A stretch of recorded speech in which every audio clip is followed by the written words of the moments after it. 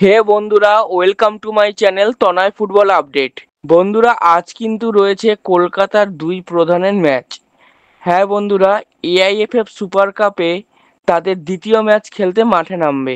ইস্টবেঙ্গল নামবে চেন্নাইয়ের বিরুদ্ধে বিকেল 4:30টার সময় এবং মোহনবাগান নামবে ডেম্পোর সাথে সন্ধ্যে 7:30টার সময়। তো বন্ধুরা, এই দুটি টিমের যদি প্রিভিয়াস ম্যাচের কথা বলি, তাহলে কিন্তু বলতে হয় মোহনবাগান 3 পয়েন্ট নিয়ে এই গ্রুপের টপে রয়েছে। তারা প্রথম ম্যাচে 2-0 গোলে হারিয়েছে চেন্নাইকে এবং ইস্টবেঙ্গল ও ডেম্পো রয়েছে যথাক্রমে 2 এবং 3 নম্বরে, কারণ তারা প্রিভিয়াস ম্যাচে 2-2 গোলে ড্র করেছিল।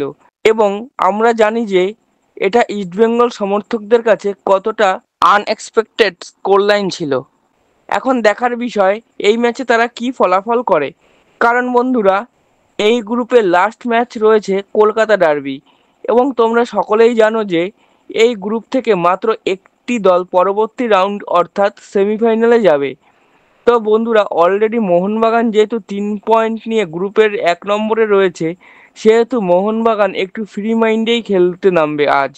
কিন্তু বন্ধুরা, ইস্টবেঙ্গলের আজকের ম্যাচে জয় পাওয়াটা অনেক গুরুত্বপূর্ণ, কারণ তারা যদি জয় না পায় তাহলে তারা কার্যত সুপার কাপ থেকে কিন্তু ছিটকে যেতে পারে।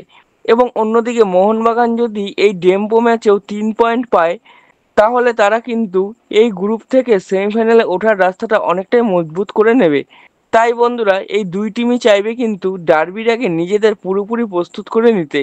তো দেখা যাক বন্ধুরা, আজকের ম্যাচ দুটিতে এই দুই দল কেমন পারফরমেন্স করে। বন্ধুরা, অন্যদিকে গতকালকের দুটি ম্যাচের কথা যদি বলি, পাঞ্জাব এফসি 3-0 গোলে হারিয়েছে গোকুলাম কেরালাকে। পাঞ্জাবের হয়ে 3টি গোল করেন প্রিন্সটন রেভিলো, নিখিল প্রভু ও মোহাম্মদ সুয়েল। এবং অন্যদিকে আরেকটি ম্যাচে মুম্বাই সিটি এফসি 4-1 গোলে হারিয়েছে আইএসএলের নতুন ক্লাব দিল্লি এসসিকে। মুম্বাই সিটির হয়ে 2টি গোল করেন বিক্রম প্রতাপ সিং এবং একটি করে গোল করেন জর্জ পেরেরা দিয়াস ও জর্জ ওটিস মেন্ডোজা।